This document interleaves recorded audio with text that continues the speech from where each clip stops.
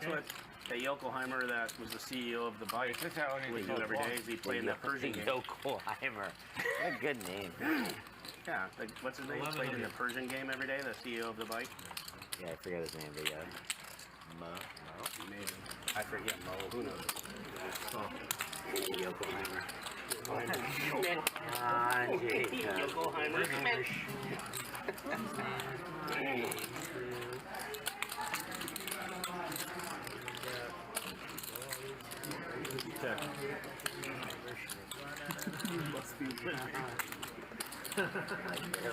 Flush draw against flush draw.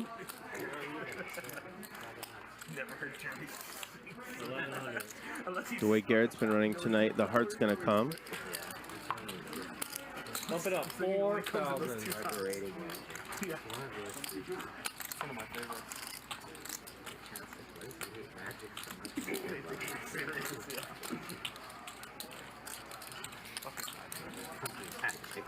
At least once a three. You never like it when you got a small flush draw and your opponent check raises on a paired board. We got to talk about how Wesley played this flop because it is unorthodox to be sure. Nothing too surprising pre-flop. Wesley could have gone bigger with his 3-bet, but whatever. It's fine. He's going for value with ace king of hearts. Let's talk about the elephant in this room, the check. The quiet elephant. Yeah, it's a quiet elephant. It's check. I'm an elephant. That's how it goes. So Wesley checking this flop is an interesting decision. What do you make of it? It throws me off, first of all. Like, this is a hand we would expect to bet. A, we want fold equity. B, we want to build a pot. C, we do better by betting here when a heart comes on the turn or river. Our hand is a little bit more disguised than if we check raise, which now flush draws do things like that more often anyway, right? Yeah, it's a bit strange. It feels like the check is trying to mitigate variance against if Garrett has trips or eights full or something. Yeah. But then check raising kind of throws that out the window. Exactly. So that's not really the point here. It's the one positive thing here is that Garrett is probably going to throw 1,100 at it with a lot of no equity hands. Yes. In this case, and Wesley gets to capture an extra 1,100. So that is true. That's nice for him. But this feels a little bit too strong. Like we're repping too strong of a hand. We want to be able to rep more things in order to beat Garrett on a paired board. Yep. Maybe Garrett puts Wesley on overpairs, having played like this, but I wouldn't expect Garrett would play an overpair this way, the way that Wesley's played the hand so far. So it looks like Wesley just has eights full or a good jack, which feels like we're really thinning our value range a bit too much too early on. I agree. And it's important to note, we're 1,700 blinds deep to start this hand, and we're still crazy, crazy deep right now. And I think with the board being paired, like that's going to play into every decision more so than like you might if we were 200 blinds deep. We have to be thinking about the fact that there's so much more money potentially on the line. This pot could really inflate. Right. I'm concerned that Wesley isn't too concerned about the board being paired and might put all of the money in if he hits a heart, which of course would be good against Garrett, but Garrett's certainly not calling with a 7 high flush for all of the money. Right. No way. Which not is on this board. Which is a reason that this is not a comfortable spot for Garrett already with just the 7 high flush and nothing else going on when it's a paired board and we're this deep. But it's Wesley. He's a little wacky, and we just have to call at least once, see what happens. Yeah, we also have position that really helps all of this. Agreed is what you're going to be saying when you get on Nitro Betting and you're like, agreed, poker guys, this is amazing. Agreed, poker guys. I love it here. Use the link in our pinned tweet to sign up for Nitro Betting. That's where the Poker Guys monthly tournament occurs, along with all sorts of fun sports betting stuff. They have March Madness style brackets for all sorts of events. You got to check that out. It's going to be the best day of your life. Even if you've signed up previously for Nitrogen Sports to do all this stuff, you have to sign up again with Nitro Betting using our link to get it now. Garrett picks up a straight draw. He could win with a 5, 6, 7, or a couple bets, provided the river's a break.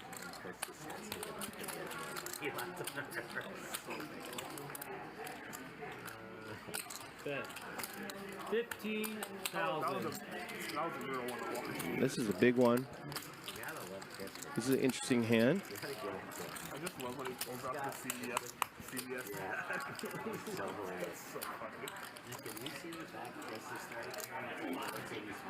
Now Wesley's in the real tough spot. No, not even stack. It's like a grocery store plastic call. Makes the call. Garrett needs a 5, 6, or 7.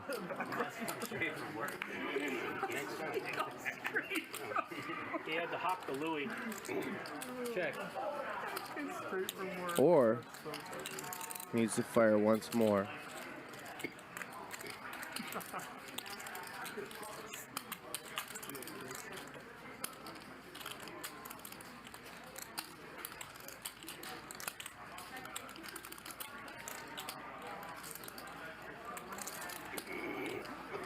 Is he just gonna give up? No, he's looking at his chips.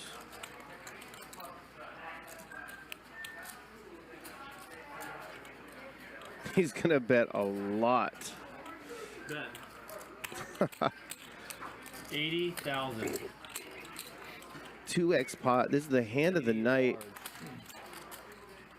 I think Wesley just has to fold.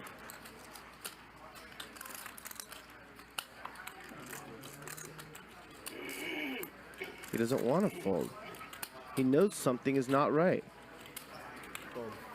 Easy poker. Easy poker. That's why you got the most votes this year, Garrett. All right, Garrett just bet, you know, twice the average American salary on the river with 7 high. And it worked out. That inflation will get you every time, man. I wonder if Garrett sweat that at all, or if he's just used to being in these spots at this point. I would guess he's sweating the 80K. Yeah, probably a little bit. It's a very interesting spot, and it's not a relatable spot for me or for most of the audience who's watching this right now, because it's very rare that you can ever be in a cash game where somebody can bet 800 blinds on the river and nobody's going to be all in. That's how deep we are. Yeah. It's an unusual spot. It's difficult to parse or understand from a traditional cash game perspective where you're buying in for at most 200 blinds, and maybe when the game gets deep, the stacks are 500 blinds, right? Mm-hmm. This is a different spot. So that might be why Garrett chooses such big sizings throughout the hand, right? Because he knows it's a different spot, and he knows he has to really generate a lot of pressure here, which he starts doing on the turn. But let's talk about Wesley's decision on the turn, which is probably more curious than anything Garrett does subsequently, right? When he checks, having check raised the flop. I don't understand at all why he would check here. When you check raise the flop, yes, you got called. Okay, Garrett really could have trip jacks, for example. But then we don't want to fold this hand yet. Obviously, Wesley doesn't fold even when Garrett overbets the turn. So why wouldn't we want to set the price ourselves anyway? Like, why? Also, maybe there is some fold equity against certain hands that called once but now are giving up, like a gut shot, like King 10 or Queen 10 or something like that. To me, it seems like a very obvious $7,000 or $8,000 bet. I don't understand why he checks here.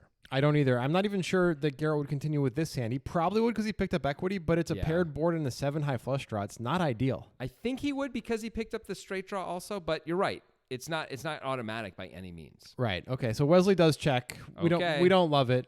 Garrett goes for the big hammer already. He goes one and a half pot.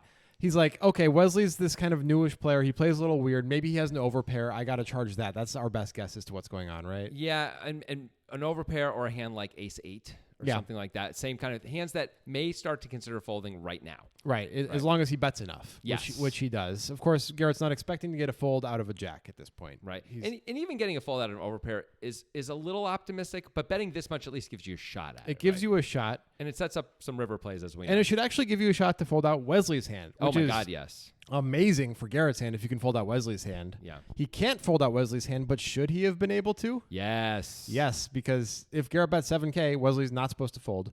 But when Garrett bets 15K on a paired board, Garrett's value is 8s full or a jack most of the time, right? Yep.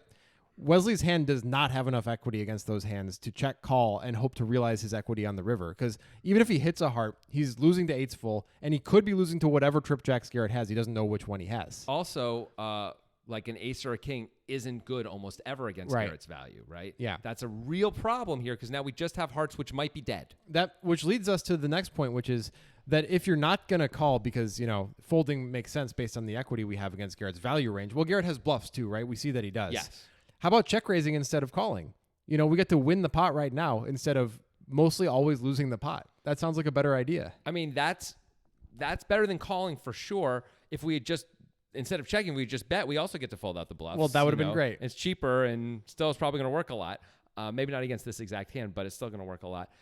Calling feels like the worst possible option here. We're out of position.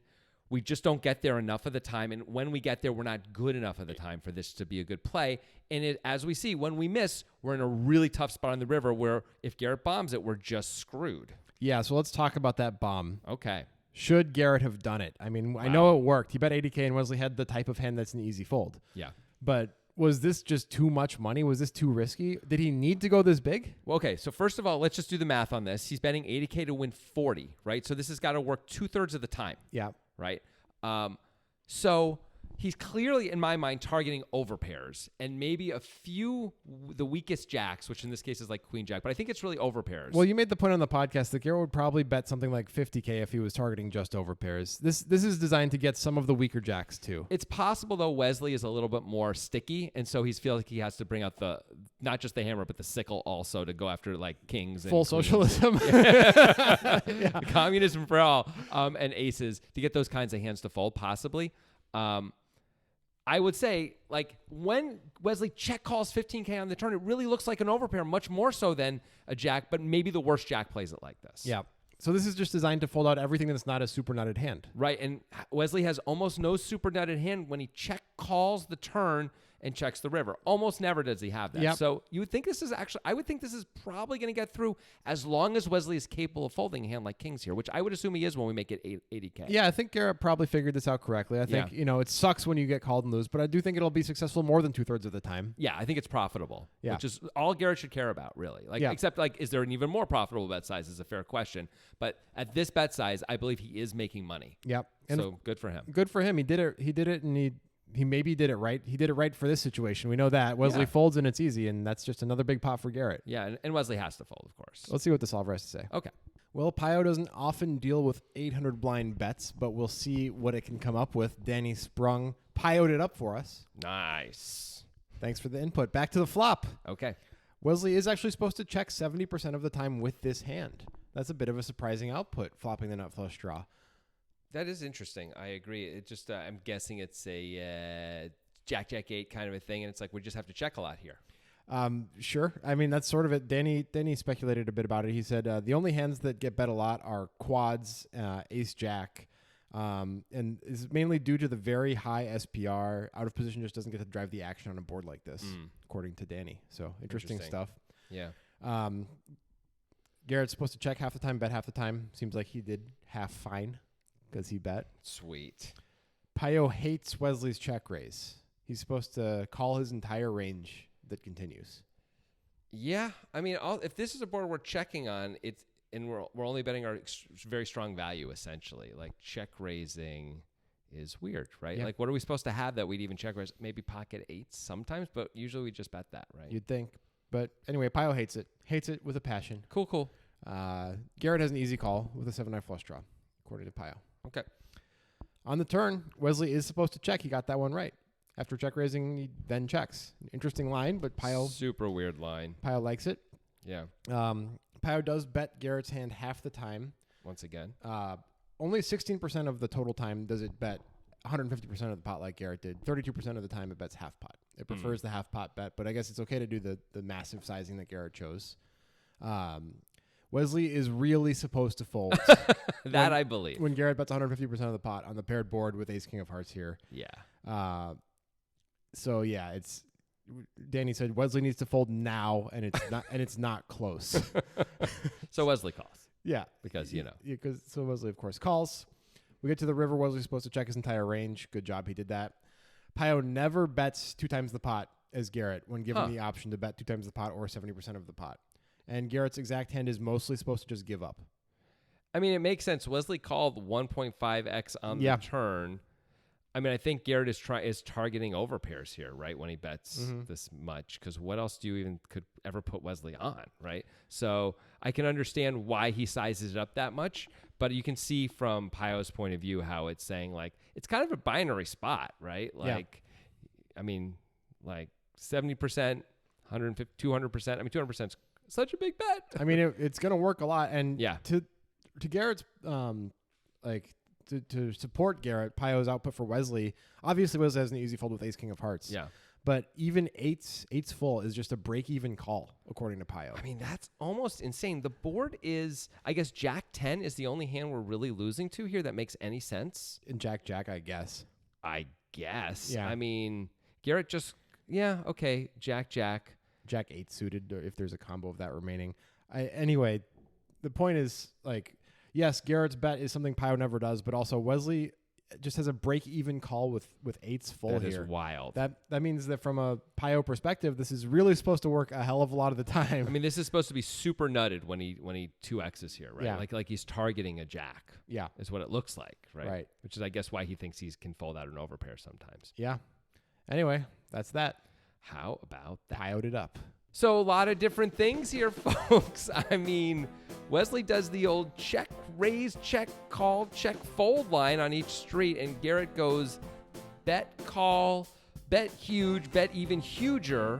Do you like these decisions by these players? I know what Pio thinks. I know what we think. What do you think? Do you think this, even if something works, like so Garrett 2x the pot, say on the river, which apparently Pio would never do you think this was actually a good play or not? Let us know in the comments about that, and of course about Wesley's decisions as well, and anything else that strikes your fancy. Yeah, and if you're fancy, you might want to buy our book. That's an option. Ooh, It's still very around. fancy. You should buy the book. It's a great book. Yeah, it's check won it out. awards. Well, I mean, I've given it an award. It's a personal award. It's went deep in a 64 book bracket one time. I think it won like most likely to be a vice president in its high school. Nice. Does that count as an award? Yeah, so buy it. You have to. Sweet.